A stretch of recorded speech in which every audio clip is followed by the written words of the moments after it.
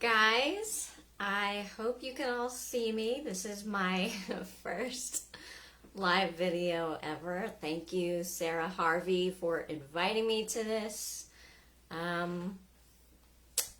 Okay, so today I am sharing the top myths, lies, and fears that block your psychic abilities and how to overcome them all one by one. So if you're interested in developing your psychic abilities, any of them at all, then this is for you. So I see we have one person watching. This is my first live video, so I don't know how to see who you are, but thank you for watching. One side note is that some of these fears that I'm going to be talking about have taken you a while to develop. So they might take a little bit of time to move past, but if you start today, hi Sarah Harvey, thanks for watching. But if you start today, you'll be on your way to developing your abilities in an incredibly powerful and rewarding way. Hi Patricia, hey Sarah, thanks so much for watching. This is my first live video, so send me good vibes. And thanks Sarah Harvey for inviting me here. I do want to say that if you see me looking off to the side, it's because I typed up, hi Carla, it's because I typed up a bunch of notes for this, and feel free to ask me anything during this and I will address all of your questions at the end. I heard the cha-ching sound too, so somebody just bought something from my Etsy store.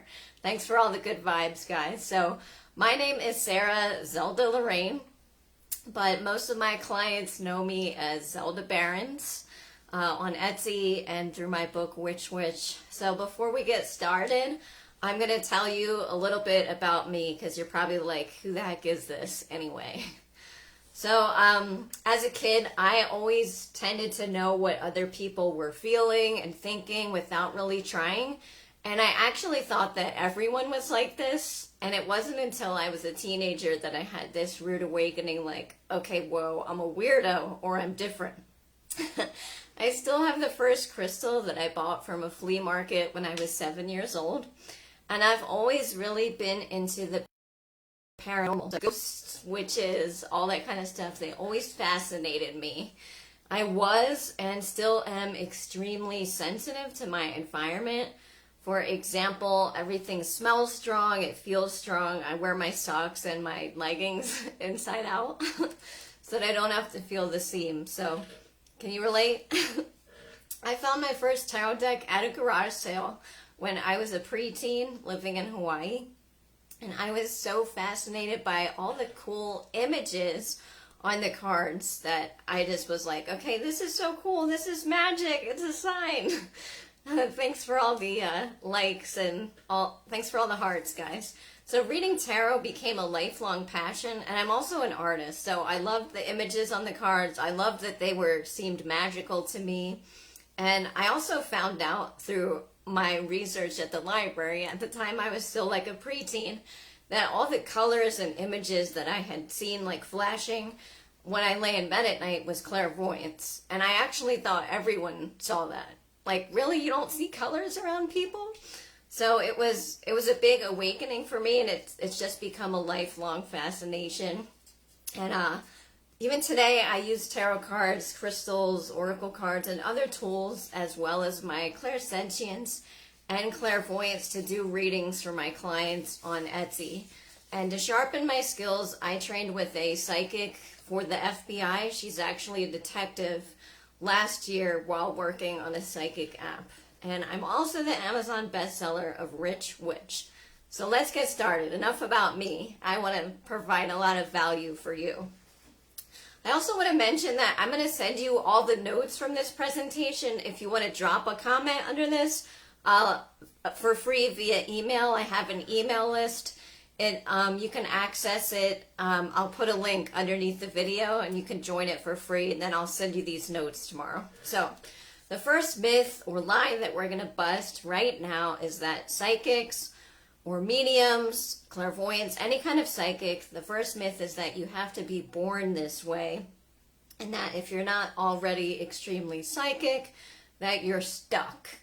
And that really couldn't be further from the truth. Now, of course, there's a lot of people that are born with certain gifts, clairsentience, clairvoyance, other abilities. But just like with anything else, you can learn to develop your psychic gifts. And the more you work on it, the better you're going to get.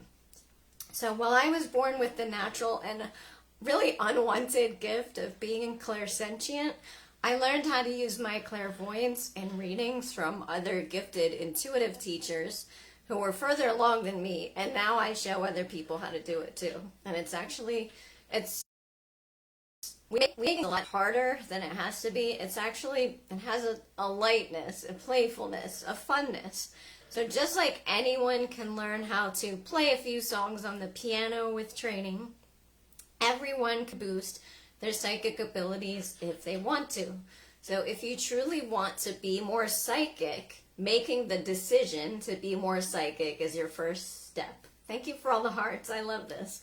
So first step, make the decision. That's it. You're going to boost your psychic abilities. You're going to be more intuitive. First step is make your decision. So by the way, I used to have a similar false belief about music. My older sister is a professional piano player, and she plays with opera singers. And when I was a kid, I was the dancer. So I just thought, oh, music is her skill, and I'm just a dancer. I just do belly dance and ballet. That's what I thought. But I used to think people had to be born with a musical video. Thanks, Sarah. And as a result, I never tried to play an instrument because I thought, that's not for me. Until in 2018, my husband bought me a ukulele. And I learned how to play it really quickly by changing that belief. See, I brainwashed myself. I told myself music is easy for me to learn, and it became easy. So similarly, you can teach yourself, you can retrain your brain to think that learning this is easy. Boosting your intuition is easy.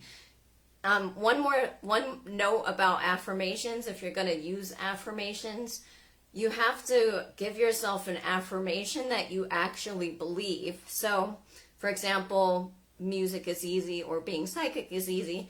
If you don't believe that, your subconscious mind is going to be like, yeah, right, this is BS. I'm not even going to try. So I didn't start off with the affirmation, I'm going to be the next Vanessa Mae or Beethoven. My affirmation was just learning is easy. That's awesome, Whitney. I love that synchronicity. So you're meant to be here.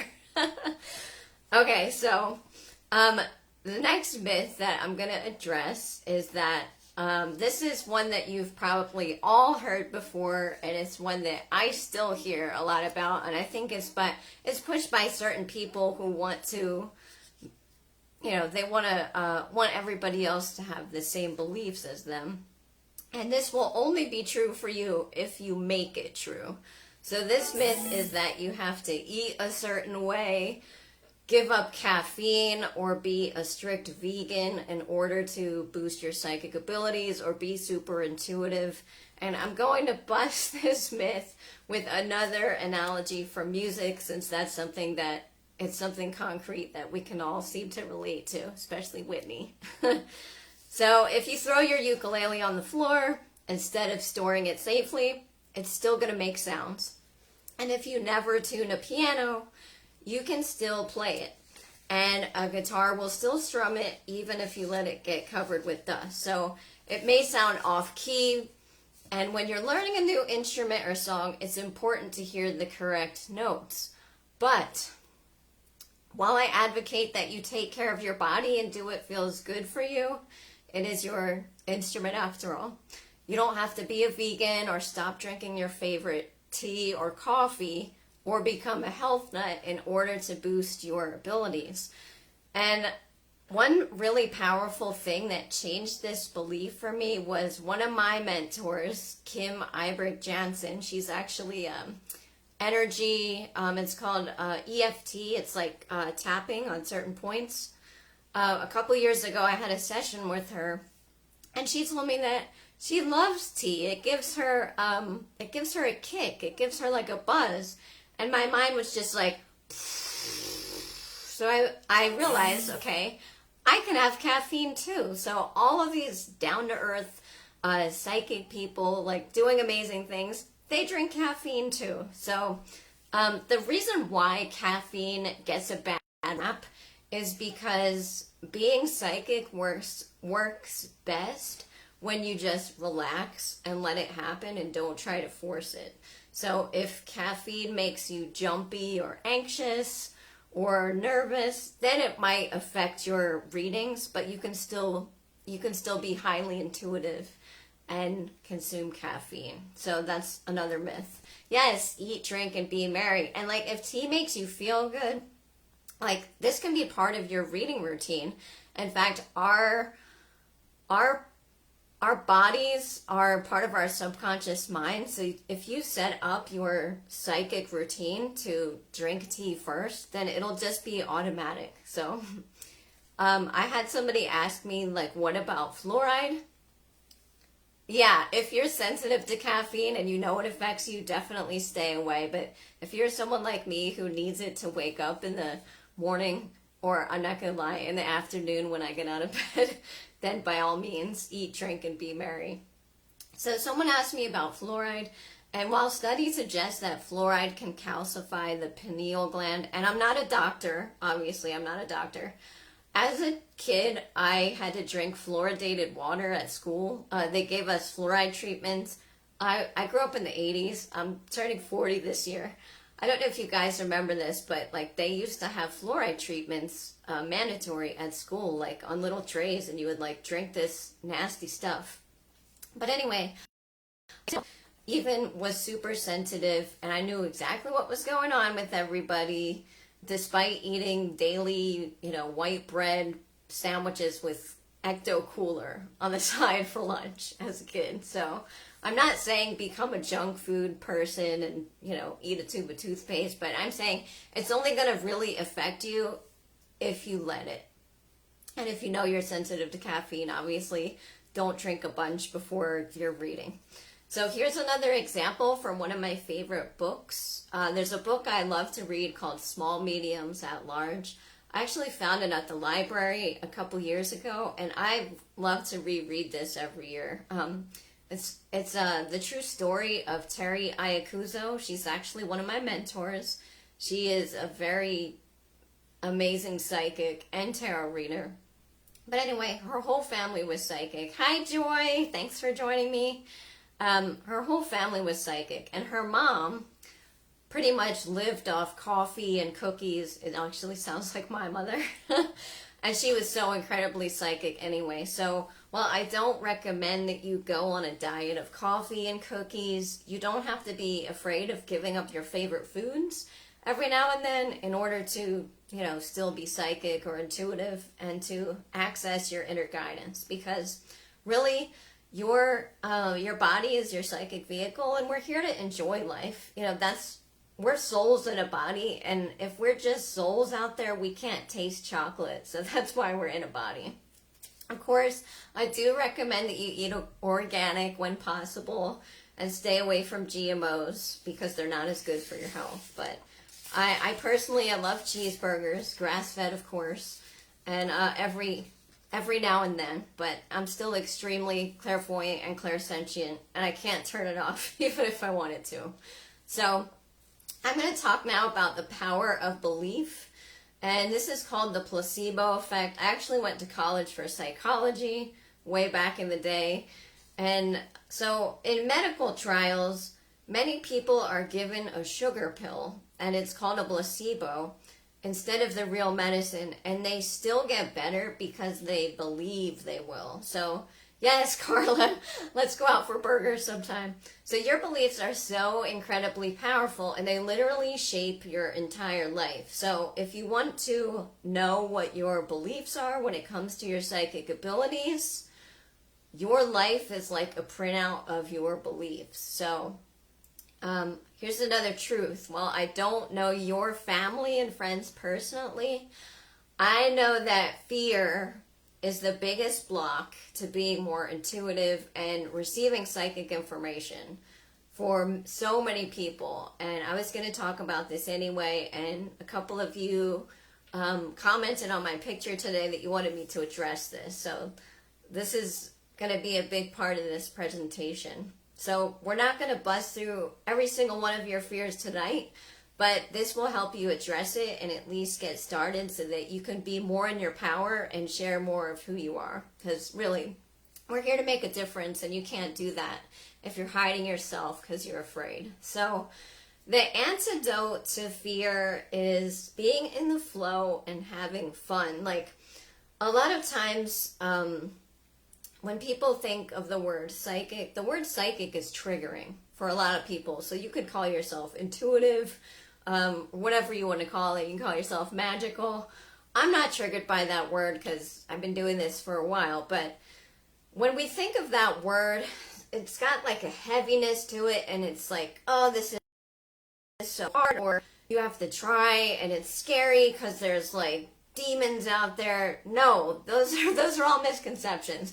You don't want to put that out there. You want to start with the intention.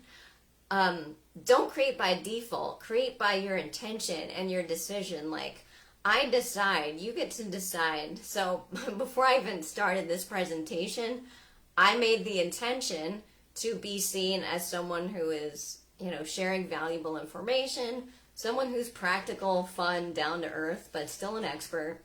So whenever you access your gifts and abilities, you can make the intention to do it in a way that feels good for you. You can make the intention to be protected. In fact, let's put a bubble of sparkles around us right now so that we're all protected. It's as easy as that. Your intention is really important. So you don't want to create by default. You want to create with your intention. So, and take a deep breath. You don't have to tell the whole world that you want to boost your abilities or share your gifts, because everybody in the world is not going to be your ideal clients. And thank goodness for that. And your friends and family, well, maybe your friends will, but most of your family is not your ideal client. But you might be surprised at how many people think your new interest is fun.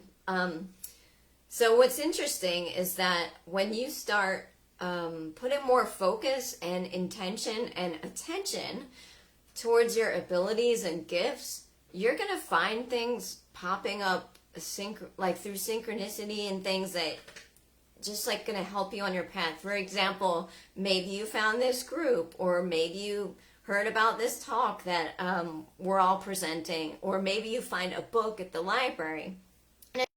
It's really important for you to follow those little breadcrumbs, because this is your intuition and your guidance, your inner guidance, spirit guides, whatever you want to call it, giving you signs that you're on the right track. So if you're worried that your friends or family are going to think you're a weirdo or evil or are just plain judging you, you might try to block your abilities in order to fit in if their opinion is really important to you. Now, I'm going to just tell you a little story before I continue, because when I started delving more into this, I noticed that naturally certain people in my life kind of went away on their own. I happened to move away to a new town, and all my new friends, they really love me doing readings for them, which is awesome. And the way my husband looks at it is like, it was really inspiring for me, because he's very logical and skeptical, but he says this to his friends all the time, like, oh yeah, she's psychic, whatever, it's not a big deal, everyone knows that. And just the way it's like matter-of-factly put out there, it was really inspiring to me. So I actually only told my parents this year, like, I make my living by doing tarot readings. And my mom was like, oh, that's pretty cool. And my dad is really he's a born-again Christian, and he doesn't really get it, but he's like, as long as you're making money, you know what I mean? I don't live with my parents, so it doesn't really matter. But it's not always the case, but if you're highly sensitive and really attuned to how other people are feeling, it makes sense that you would want them to feel good, because then you feel good. But if you're going to do anything to avoid getting criticized, it might become a block for you. So I don't even post about all this stuff on a Facebook because it's like my friends and family, like they're really not my ideal. But I'm in groups like this one. So thanks Sarah Harvey for this awesome group. How did I go that long without your parents knowing what you do?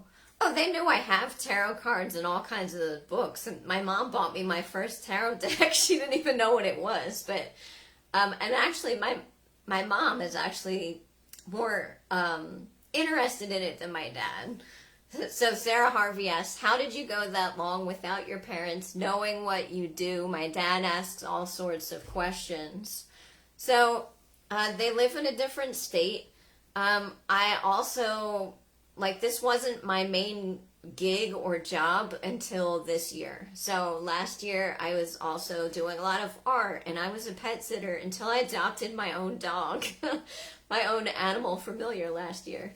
So, yeah, my parents always saw me off doing something else. So this was a side gig until this year. I made the intention to create this as like my life, and the pandemic actually helped with that.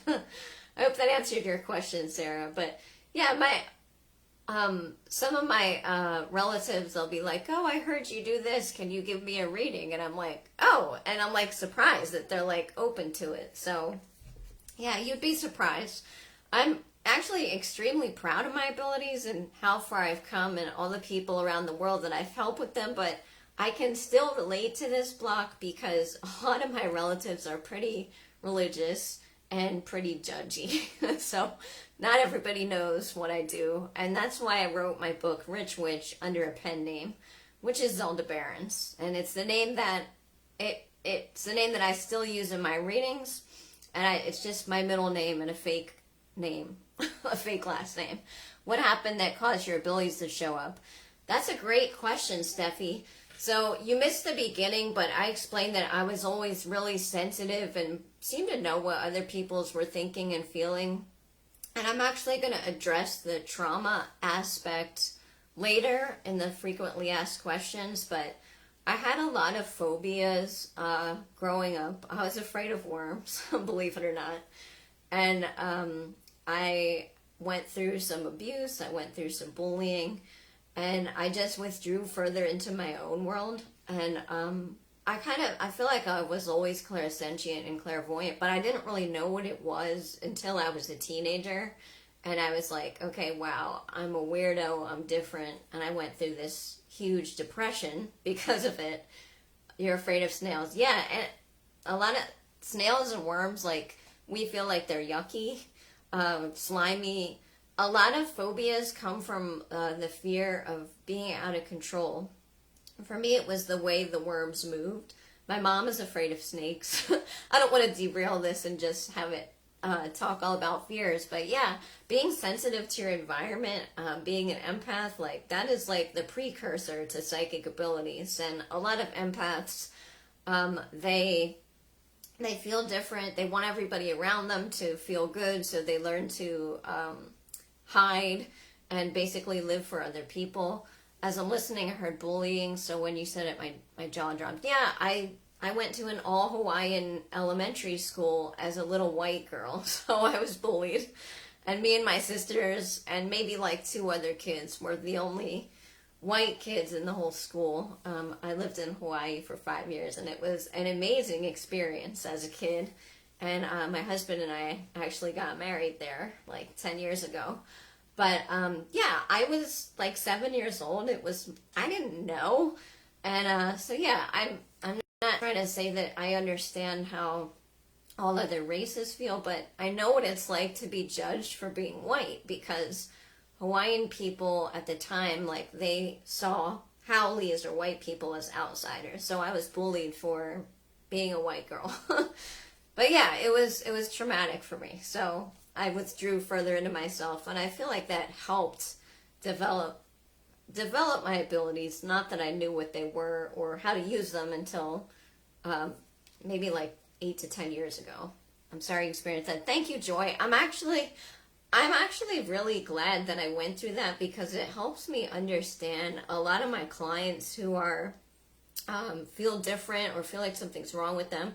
I actually have a lot of LGBT trans clients.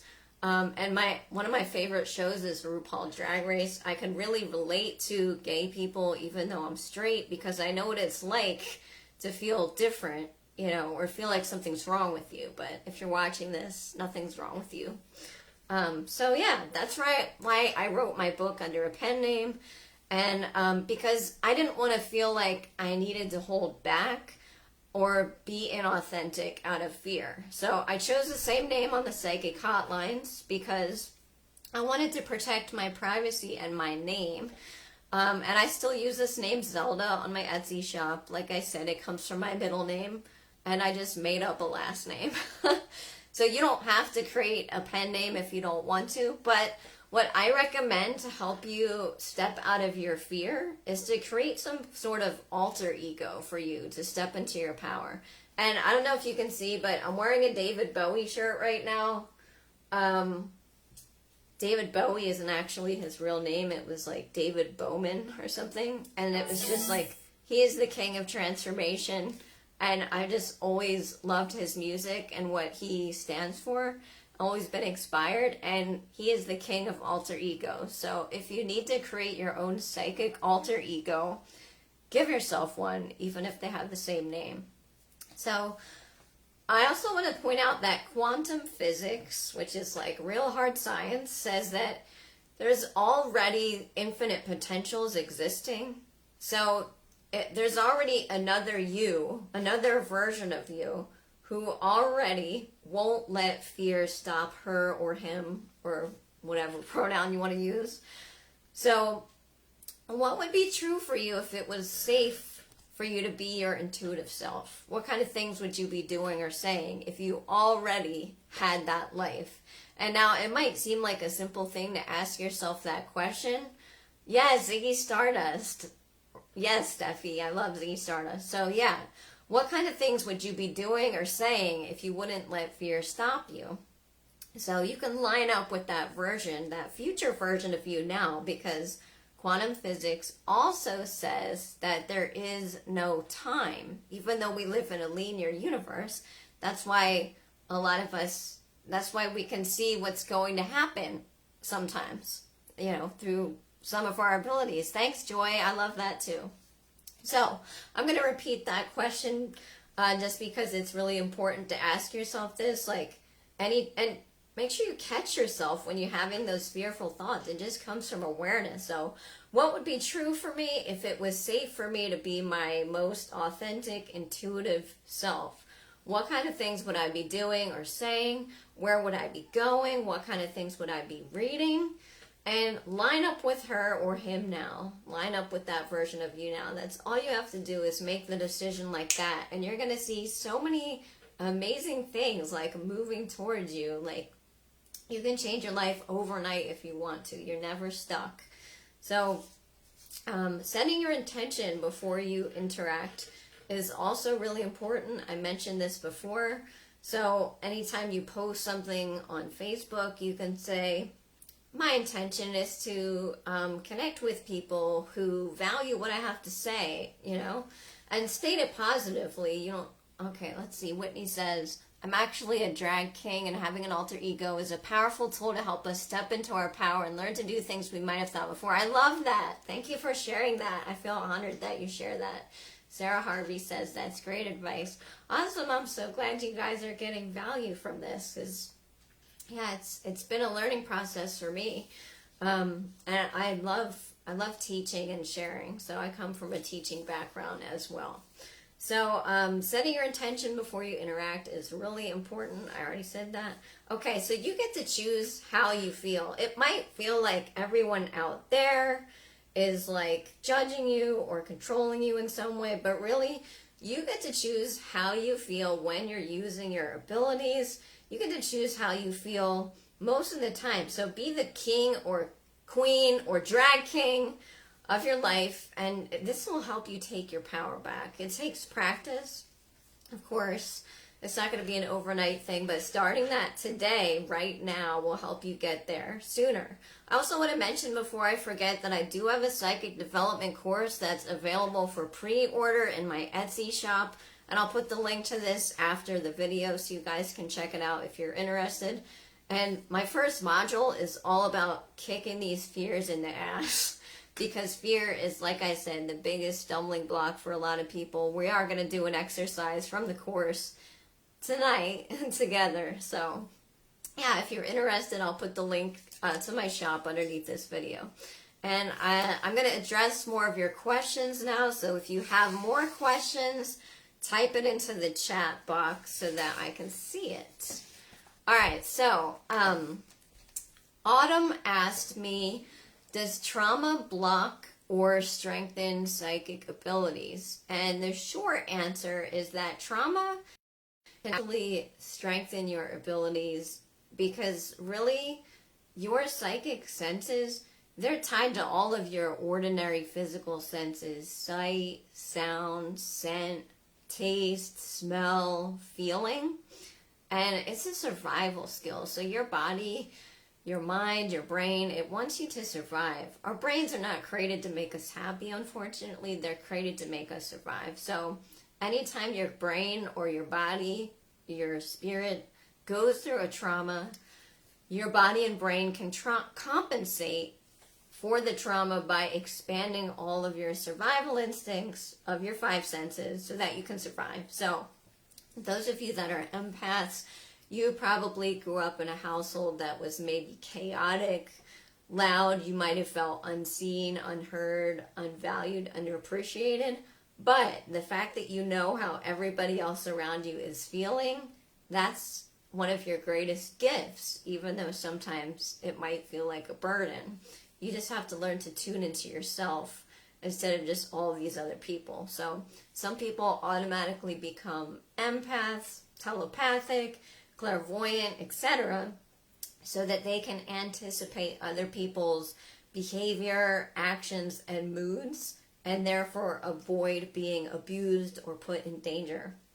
So people like this, including myself, need extra strong boundaries, or you can take on the emotions of other people.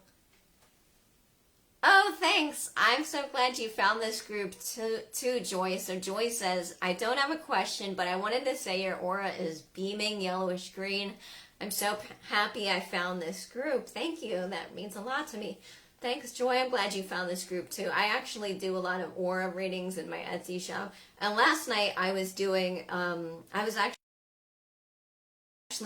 over Zoom, and I could see all these bluish purple orbs around me when I asked the question. It was pretty cool, and I felt like I was beaming. But yeah, people like this need extra strong boundaries, or they can take on the emotions or even illnesses of other people, and you don't want to do that, because everyone, we're here to empower each other, but also when you take on other people's problems, it really disempowers them, and it's almost like you feel like, oh, they can't handle life. I have to do everything for them.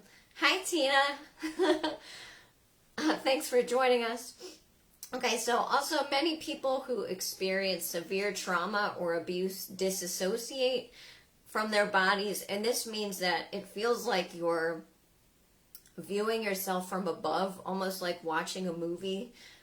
Christina Quick, she shared her story on YouTube recently, and I was so moved by it, and I could relate. So when this happens, shamanism, they call it soul retrieval. Like, you have to actually go retrieve a piece of your soul to remedy this disassociation. So I don't do soul retrieval, but it is an amazing process. I've had it done to me to get over my phobia that I talked about before, and it worked, surprisingly. Like, I know it sounds like, probably sounds crazy, but anytime something traumatic happens, like, for example, I'm going to share my mom's story. When my mom was 11, her dad had a stroke right in front of her and died.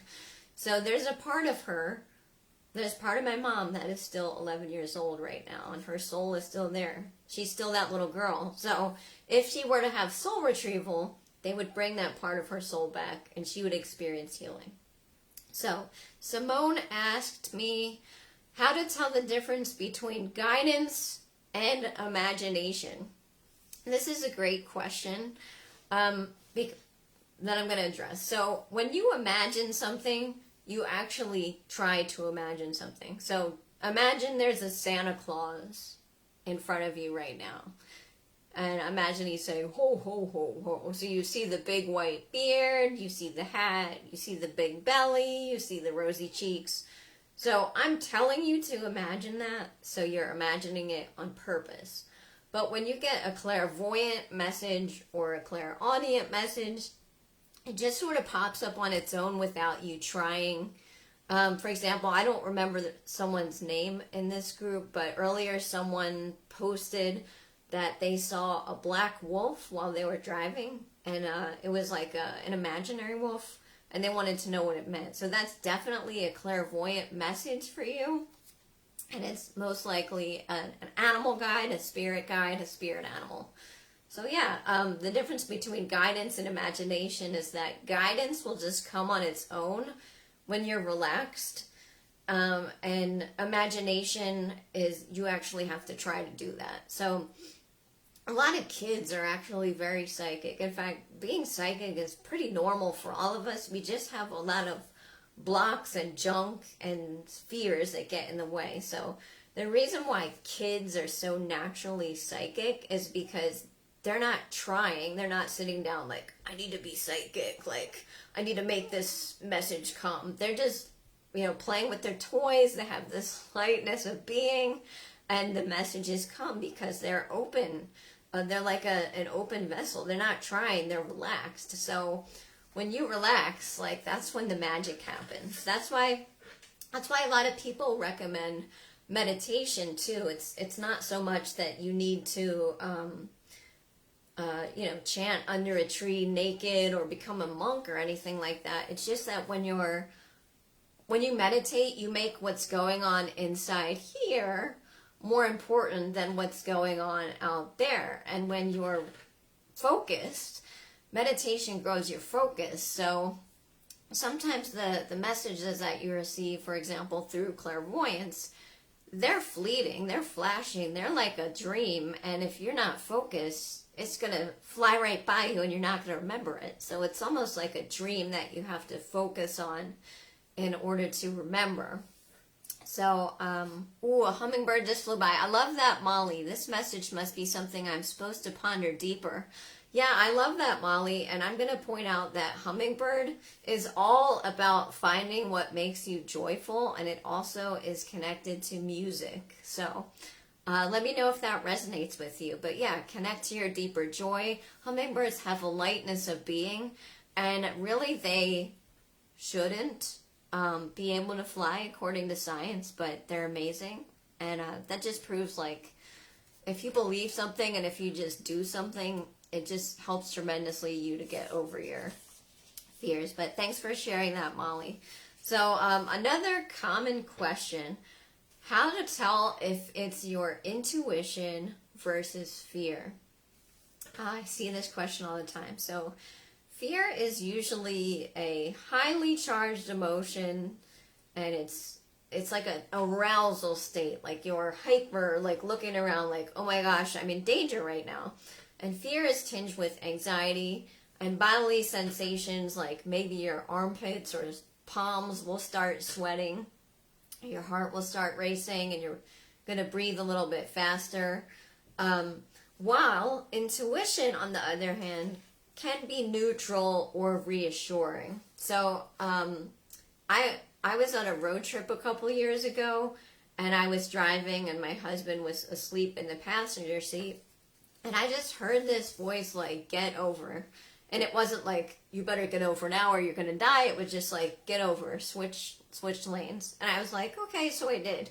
And as soon as I got over, a table, like from a couple cars, was like on a couple cars in front of me. I hadn't even noticed it consciously. Flew off a car and like went right where our car would have been. So that was definitely my intuition. So does that mean that you should ignore your fears? No.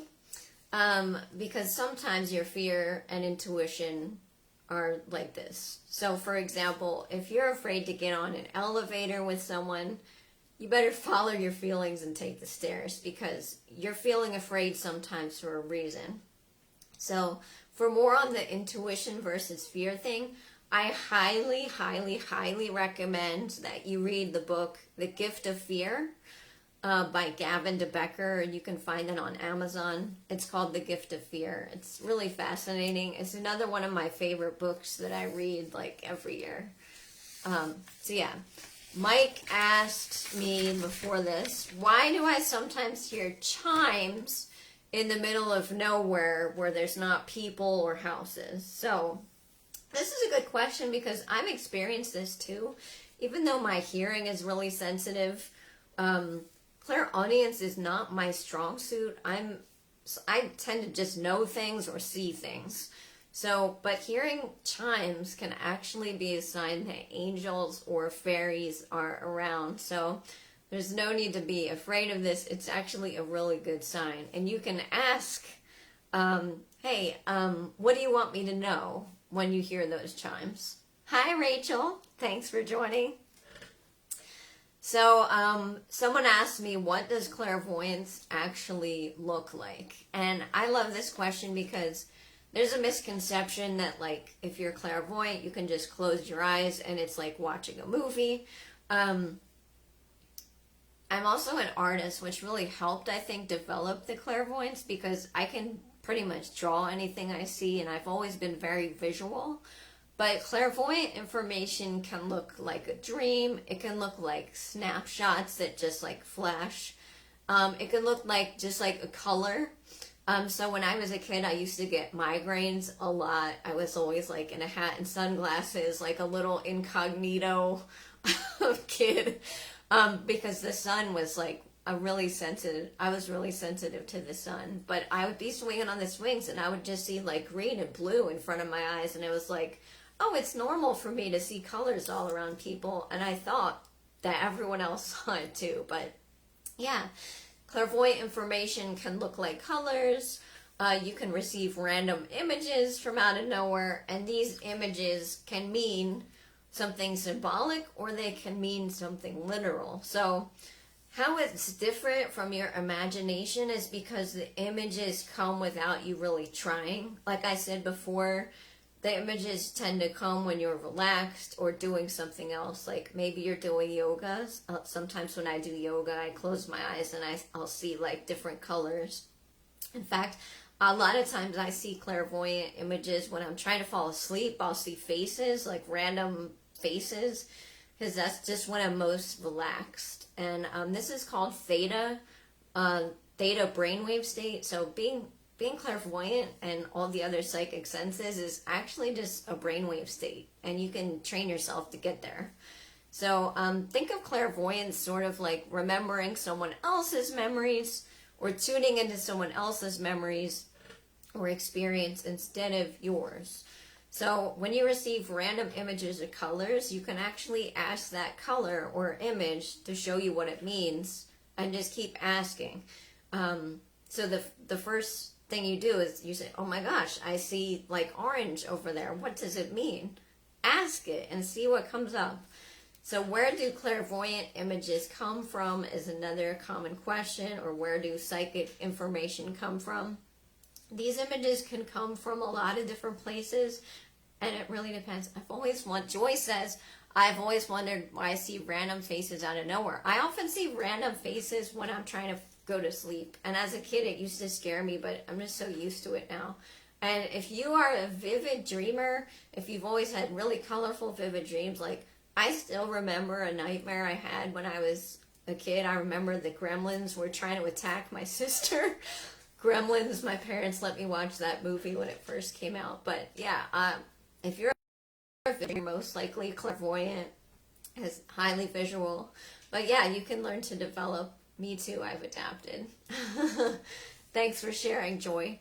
So yeah, these images can come from your mind. They can come from other people that are around you and you are tuning into them.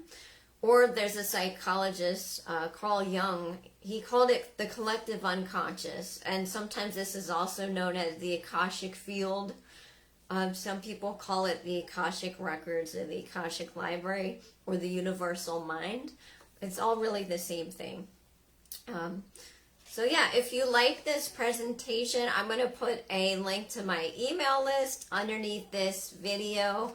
Keep those questions coming because we have like, I think 15 or so minutes left. I'll put my link to my email list under this, and I'll send you all the notes from this so you don't have to scribble it all down. I'm also going to upload this video to my YouTube, although you can just access it here. And once you're on my email list, you'll also get a discount code to my Etsy shop. It helps to know that some things we can pick up on at random. Yeah. Oh, and if you are a woman who still gets a period, the week before your period, you are going to be a lot more psychic and a lot more sensitive.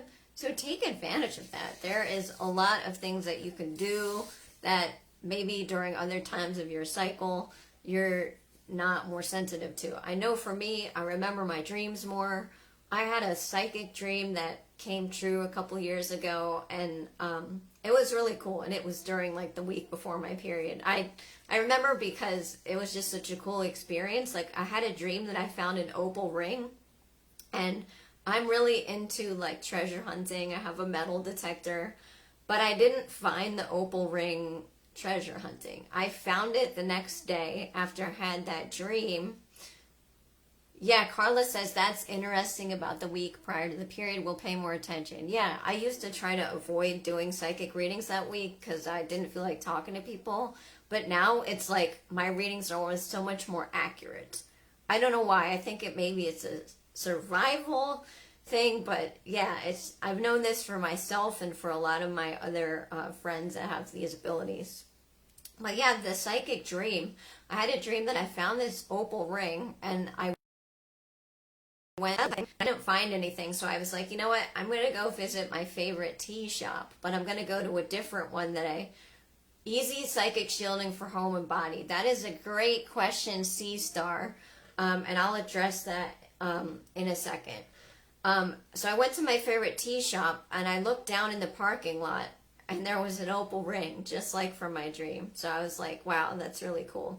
So one easy psychic shielding thing that you can do is imagine, or you can use your hands. So I do Qigong, and there's an exercise where you literally like go like this in a circle around your body, and they say that this helps strengthen your aura. It's kind of like just making a circle around your body.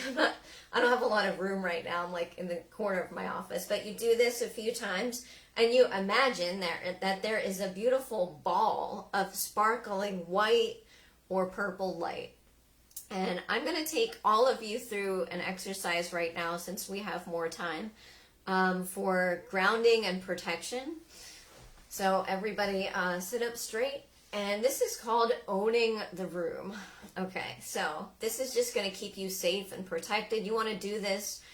You can even do this before you get to some place that you know you're not going to feel good in, like maybe the grocery store, or maybe you're going somewhere crowded where you know there's going to be screaming kids, whatever. Is there a difference between channeling from self and channeling from source? Molly, that's a great question. So channeling or automatic writing, automatic speaking, all those, they have actually done studies in that any type of channeling.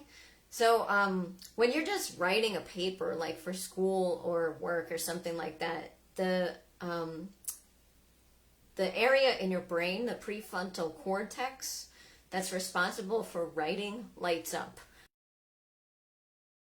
The area that is responsible for writing shuts down. They've actually done research on this, so that you can actually tell that it's coming from the creative part within you, or source, or your right brain. So it's like your left brain shuts down. There's a really good book about this called The Automatic Writing Experience by Michael, I don't remember his name, but I'm reading it, I'm rereading it. It's really good. But yeah, the difference between regular writing and channeling is that channeling, they've done studies, like it's actually coming from like the universal mind and not yourself. I hope that answers your question. So easy energy shielding. Okay, so we're going to own the room. You're going to ground the room. So I want you to sit up nice and straight. And I want you to imagine that in the middle of the room that you're in, directly in the center, there is a ginormous column of clear, sparkling. We're going to use one of these crystals. Imagine that one of these crystals is like a giant column of light, clear, sparkling in the center of the room. Any energy that doesn't serve you right now, see it being flushed down into that column right now. Anything that doesn't serve you, any energy, any worries or cares, see it being flushed down this column of light, almost like flushing a toilet. Now, in every corner of the room, I'm in an oddly shaped room, so there's more than 4 corners. I want you to put a purple column of light. So behind me right here, there is a giant purple column of light. In the other corner, there's a giant purple column of light. And you're just going to visualize this. Now, you might be thinking, oh, this isn't doing anything. But when you visualize, you're actually moving energy. And it's actually really powerful. So if you want to, you can close your eyes. I'm going to keep my eyes open because I'm talking to you and it might be weird to just see me here with my eyes shut. But once you have your purple columns of light all around you, you're going to take a beautiful purple glowing piece of chalk. I'm going to use my crystal here. And you're going to just write your name in your imagination on every wall. So if there's 4 walls in your room, let's say I see Molly's name. Molly, you're going to write your name with that chalk in your mind in front of you. You're going to do that next to you. You're going to do that behind you. You're going to do that on every wall. So if your wall has 4 corners, 1, 2, 3, 4, do it all around you. Of course, you're going to use your own name. If you're not named Molly, don't use that name. The reason why this is protection is it gets you in your own energy. It empowers you. It's called owning the room. It's like bringing your all of you in, and it gets all of your energy that you have other places down into that column of light so that it can be here.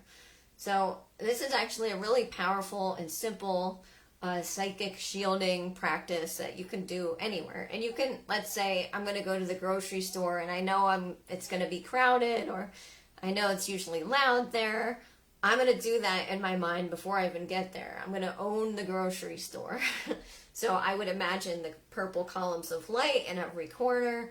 I would put the big glowing column of light in the middle, suck down any energy that doesn't serve me, and write my name on every wall in my imagination using the purple chalk.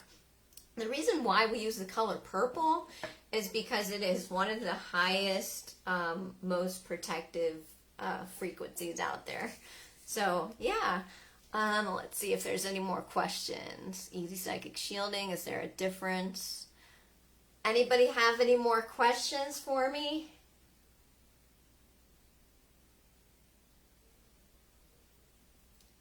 Okay, this is really helpful visualization. Thank you. You're so welcome, Whitney. You can do this every day if you want to, especially if you're someone who's empathic and you know, like, let's say you're going to go to your in-laws' house. Do that before you get there, or before anybody comes over that you feel nervous around. Do that. It'll just help you feel more confident. Another thing that you can do to feel more protected is do some power poses. This was a great exercise. Thanks, Sarah. I'm so glad you enjoy that. A power pose is basically you want to stand there like Wonder Woman with your hands on your hips and your legs out wide. I don't have a lot of room here. And just take some deep breathing. But just changing your body posture, like Tony Robbins talks about this all the time. Changing your physiology changes your brain chemistry. I love that, Rachel Farley. Yeah, do a couple of Wonder Woman power poses. Do it for 5 minutes before you post on Facebook, or before you do a psychic reading, before you even practice a psychic reading. And that'll just help you like be more present, be more aware, be more in your body, and just change how you feel. Because how you feel is so key to all this. Because if you feel good about what you're doing, it's going to give you a good result and a good experience. Carla Mira says, I love this. Absolutely love your energy. Want to hang out with you in person right now. Come on over. Thank you for the exercise too. Thank you so much. That means a lot. This was my first Facebook Live where I wasn't like singing or playing a ukulele. So I'm not used to talking on a video this long. I'm an artist too. Do you find it's easier to connect while working with your hands? I do. And that is, so a lot of psychics and mediums, they start by scribbling. And I took some remote viewing classes. Remote viewing is basically seeing at a distance, and even the government used this for decades. Like, it was like very hush-hush, but yeah, they would have them draw what's called ideograms or scribble, because when your left brain is working, sorry, my alarm is going off. When your left brain is busy, it gives your right brain the freedom to receive messages. So if you want to start channeling or doing automatic writing, you can start by scribbling, start by writing your name, just keep the pen moving, and eventually stuff will just flow. So yeah, time for a psychic meetup retreat. I would love to eventually host a retreat. I live in the gorgeous mountains. I've got hardly any neighbors. I have a mountain view outside my window. There's like bunnies in my yard. I have pet chickens. I would love to do a retreat sometime. Yeah, thanks for the ideas, guys. It makes sense. Rachel says that makes sense. But yeah, keeping your hands moving.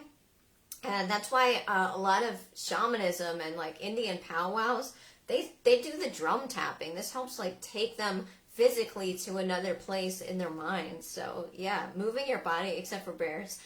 I do live in an area where there are a lot of bears. I haven't actually seen any here, but in my old house, I had bears in my yard all the time. And somebody in one of these groups gave me a reading before, and she said, bears are really important to you. And I was like, well, I'm terrified. And she's like, you're the bear. And I was like, wow, like it made me feel like really powerful. But yeah, so I'm on my way. Be there soon. I look forward to meeting you, Molly.